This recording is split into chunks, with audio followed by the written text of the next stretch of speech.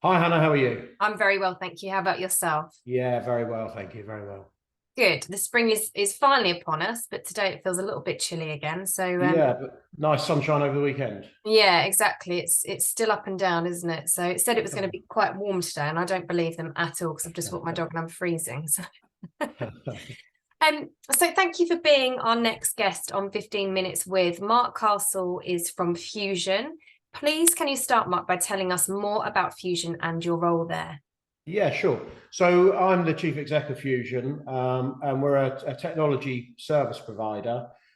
We specialize in property technology. So a lot of it revolves around making commercial property more attractive through technology, through internet connectivity, Wi-Fi networks, and we actually sort of have two routes to market. One is we work for landlords who are looking to let the space, so we put the great big internet connection into the building, and the other way in which we work is for tenants who are normally relocating but not exclusively. So yeah, getting very involved with very often the office managers who are coordinating a relocation.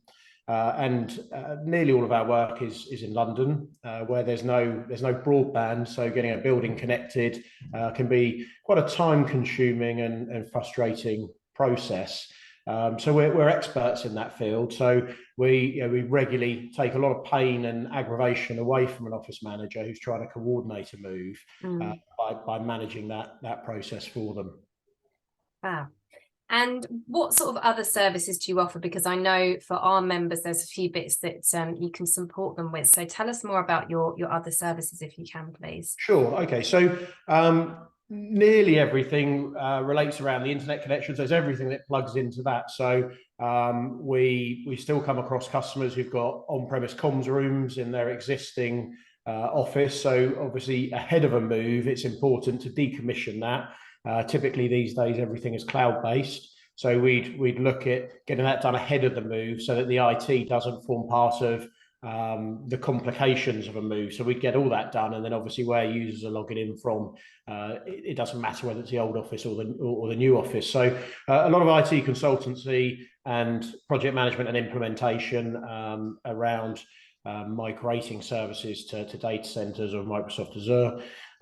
So we do that. We put in an awful lot of enterprise grade Wi-Fi networks. So it's important these days to prioritize voice and video over data. So if we are on a call as we are now, obviously that needs to take priority over somebody downloading a Windows update or something like that. So yeah, enterprise grade Wi-Fi networks. Obviously, we do a lot of work in security, making sure people's networks are safe and secure. So we have various solutions for that.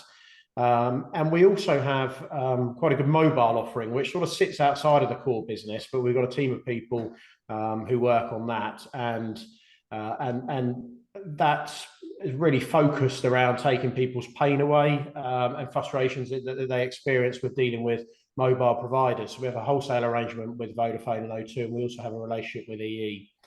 And normally, when we'd go and see people about mobiles, they'd say, "Oh, I've got 80 connections, but we only use 75 of them because 5 people have left." So we allow customers to flex their number of connections during the term of the contract. So if they want to reduce them slightly rather than keep paying for them, we're allowed them to do that. And also, nearly every other provider, if you start a 2-year contract and then 6 months later you take on another 4 or 5 members of staff, they'll start a new 2-year contract from that point. So the end dates don't co-terminate, they don't tie up, and then they end up in a mess with that. So again, we'll make sure they all co-terminate. So if you've got a 2-year agreement, after 6 months you had another 10 connections, they'd be on an 18-month agreement, so they all co-terminate, and various other things like that. So just all about value adds and trying to make the process more straightforward and easier to deal with.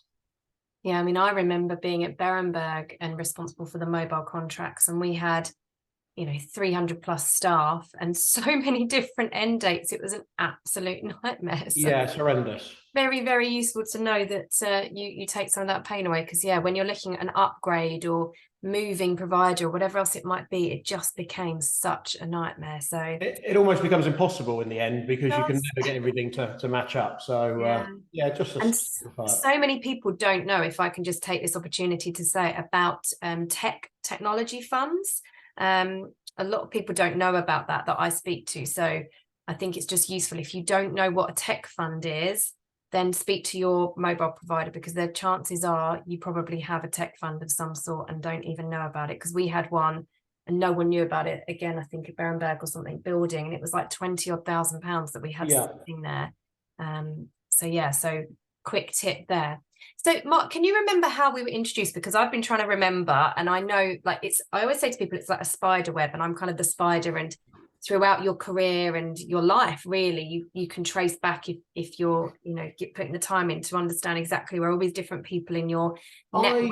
I think we became aware of you just through a lot of stuff we saw on LinkedIn, and thought, it was a fantastic idea, and great concept. So it was something we were keen to be involved in, and also to support. Yeah. Okay, cool. It's good, because we get so many partners that are introduced to us or approach us. We very rarely approach people ourselves, but the power of network is so important. And I love the fact that you came in offering something quite different for our members as well, and that we didn't really have, an expert in. So can you tell us more about how you do support office managers? How do you work with them? Yeah, sure. So, I mean, we have, right from the very outset, we have technology relocation guides, which are purely aimed at office managers. So they're not overly technical. They're concise. We understand that the role of an office manager is very varied, and they're expected to work in so many different areas, and to have a relatively in-depth understanding of so many different areas. So yeah, we're very used to working with office managers. We understand that they come under a lot of pressure, particularly when they're coming up to an office move. So yeah, it's all about simplifying it, working with them. We've got timelines, which again, a lot of people underestimate the amount of time that's required to get ready for a relocation. Again, particularly to get an internet connection in. So managing that process with them, but trying to take away as much of the pain and stress as we can from them by using our dedicated team who are doing this stuff all day, every day, and looking out for the potential problems and trying to head them off before they start. Yeah, love it. And when you are looking at things like the office moves, just thinking about that, or maybe some other areas, maybe like the mobiles as well, but what would maybe one top tip or two or three top tips be that you can share with people who are in an office management role and are responsible for the infrastructure side, or the the Wi-Fi and the LAN? I think it's still called the LAN side, the hardline, or the mobile or the mobile contract. What tips would you share? Sure. I guess with the sort of IT side of it, if you like, it comes down to four things. Cost is obviously a big factor. You want to make sure you're not overpaying. Reliability, obviously it's all very well having a cheap service, but if there's an awful lot of downtime, it ceases to be a cheap service. It's a false economy, and is actually costing far more through loss of productivity. Usability is important, particularly with security. You can make things so complicated and so awkward that it almost becomes counterproductive. And then the last point, obviously, is security. And we've seen situations where people have ended up in with horrendous problems because of malware or some other sort of security breach. So again, it's key for people to understand the risks, to make sure they've mitigated them, and again, a fine line between affordability, usability, but actually making sure everything's safe and secure. So I think that's the four key considerations. And then on mobile, a lot of it is that the level of support people are getting. So mobile tends to be there tends to be a lot of engagement between the person who's organising the mobile estate for the customer and our team, in terms of various different travel bolt-ons, or people exceeding data allowances. So there always tends to be reasons for communication. And of course, if somebody's going to take 20 minutes to answer the phone before you can talk to them, then that's not great. So yeah, the fact that the fact that people are responsive, they answer their phones quickly, just general old-fashioned customer service, I think is very important. You've got different network choices, and some work in some areas, and others are, it swings and roundabouts. But I think the most important thing is making sure you're not overpaying, and making sure that the company that's supporting you are customer centric and offering good service. Love that. Does it still happen now? I remember, again, Berenberg, JP Morgan, City Index, we had so many people get barred. So they would travel overseas. They hadn't been to maybe America for a while or whatever. And then they would be messaging from their laptop saying, I can't make any calls or receive texts on my phone. It looks like it's barred. Does that still happen quite a lot with mobiles? Yeah, so nowadays there's a requirement to set a spend cap on a connection. So that's the default position, because obviously there were horrendous stories where people would go abroad and then they'd run up massive great bills, and they're thousands of pounds, and how am I going to pay these? So the default position is absolutely that. You can have the bar removed, or you can have the cap removed, or you have the cap increased. Because we have access to the portals with the networks, it would be us that would be removing the bar. So again, in the time it would normally take a call to be answered, if you were calling the networks directly, we can actually do that. Our staff would do that. So it's a very quick and an efficient process. So it comes down to what the customer wants, really. If they're cost conscious and they want the cap in place, then it would stay there, but they can contact us and ask to have it removed. And so doing your research in advance about what caps are in place and where people might be traveling is probably a good thing. So you're well ahead of that prep.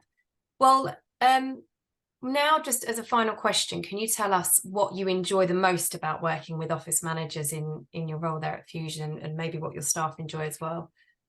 Yeah, so I think one of the things is the vast majority of them are very organised. So they tend to be process driven. So they tend to be easy customers. So in terms of the way they help us help them. So that's a key part of it. And yeah, just the variety of different types of people that you get as office managers means that a varied bunch. So yeah, that's probably the two key things I would say. It is really important, isn't it? Because to acknowledge that first and foremost, that they are generally very well organized and they are process driven, and the fact that it is that two-way street, they need you need them, and so on. So yeah, I really like that.